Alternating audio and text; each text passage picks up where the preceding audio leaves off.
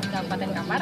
Tepatnya ada 2 lokasi yang akan kita kunjungi kali ini. Yang pertama adalah Desa Larangan Adat yang lokasi tepatnya berada di Kenegerian Rumbio. Dan yang kedua itu adalah Masjid Adat Jami yang berada di Desa Pulau Payung.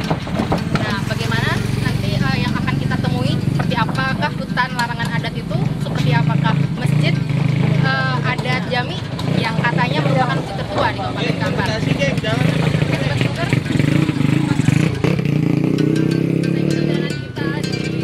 Kabupaten Kampar ini.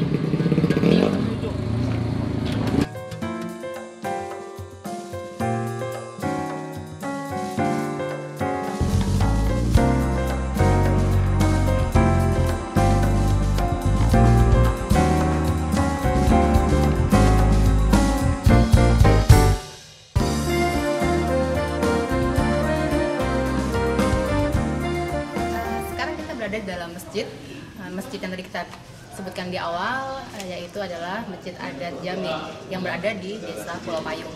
Seperti yang bisa dilihat di belakang saya, ini masjid ini dalam kondisi yang sudah baik kembali.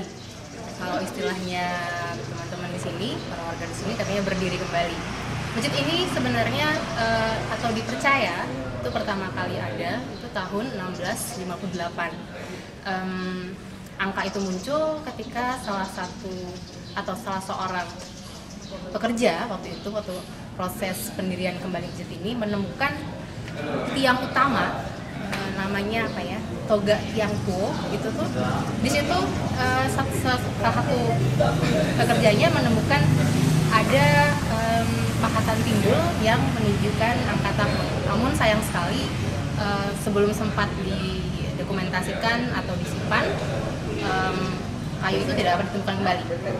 Nah, di sebelah saya sekarang ada Pak siapa Pak namanya? Pak Mamur. Pak Datuk Mamur. Ini dipercaya dulu ikut melakukan kegiatan pendirian kembali masjid Pak ya. Dan beliau bisa kita ajak bincang-bincang sedikit apa sih sejarah dari masjid ini. Mungkin gimana Pak, bisa diceritakan pada kami? Itu buku sama Ibu. Iya. Itu aja pedomannya Bu. Pedomannya. Nggak mungkin saya langsung bisa dong Pak cerita sedikit, teman-teman suka-suka blogger. Jadi sebenarnya gimana dulu waktu masjid ini, masyarakat sini seperti apa sih sebenarnya? Dulunya masjid ini Bu, di tahun-tahunnya dibakar. Dulu ada pasar di sini Bu. Ada pasar. Ada pasar. Ini perkumpulan masjid se-Kabupaten Kampar yang tertua sekali. Yang paling tua, jadi kalau misalnya kita sering dengar itu ada Masjid Jami Air Iris. Itu masih tua ini lagi. lebih tua ini. Ini lebih 400 tahun ini. 400 tahun lebih tua. Jadi sejak pertama kalinya muncul perdagangan di Kampar, itu sudah ada. Ini sudah ada. Terus gimana Pak kondisinya? Sejak dulu ya yang 400 Belanda, tahun lebih. Iya, Belanda tua, masuk Bu. Pernah dibakar. Oh, pernah dibakar. Ada bekas dulu sama kayu-kayu yang di bawah itu tadi. Ini tak bisa dibakar oleh Belanda. Itu kira-kira di mana itu letak? Pasti ada istimewanya kan? Atau bentuk dari kayunya atau mungkin? Ya kayunya. Jenis yang dibakar kayunya. orang itu kan kayu, semua kayu. Jadi karena itu sudah dibakar tak dimakan api, nampaklah tuahnya di situ. Oh. Assalamualaikum warahmatullahi wabarakatuh. Pemirsa sekalian, sekarang kita berada di Masjid Adat Jami Pulau Payung, Kenegerian Rumbio.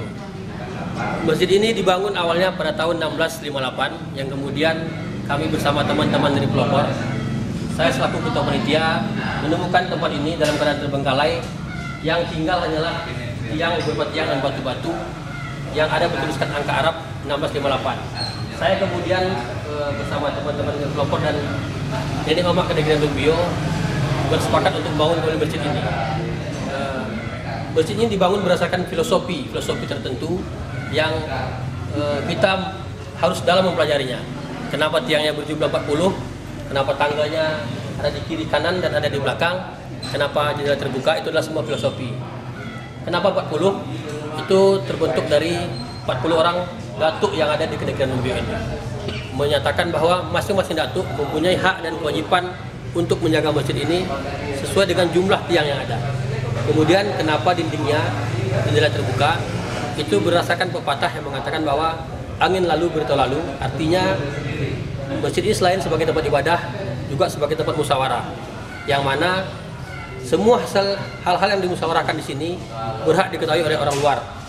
Tidak ada satupun rahasia di dalam ini yang dimusyawarahkan sehingga semuanya terbuka. Berarti zaman dulu sekali demokrasi sudah sangat jalan di negeri ini sehingga semua hal harus transparan. Kita bisa melihat bahwa di sini ada tiang tangga berjumlah 8, jumlah 12. Itu ada filosofi juga. Di Kenegrian Rumbio ada 4 tiang utama, yaitu penghulu, dubalang, pegawai dan malin.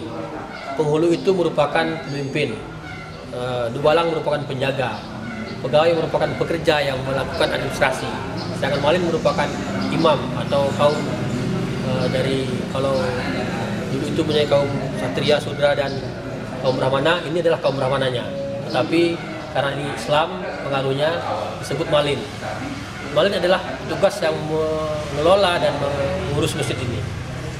Teman-teman sekalian perlu tahu bahwa masjid ini merupakan tempat nomor 1 bagi 40 datuk ini mama yang ada di Kenegrian ini untuk bermusyawarah, berkumpul dan bertemu. Dahulu sekali mereka bertemu, berkumpul itu masing-masing tempatnya ada. Tapi semenjak masjid ini kita bangun kembali, satukan kembali di sini. Nah teman-teman, setelah ini kita mungkin akan datang ke hutan larangan adat di Kenegrian Rumbio ini, yang merupakan juga adalah aset dari Kenegrian Rumbio selain masjid ini. Demikian, terima kasih.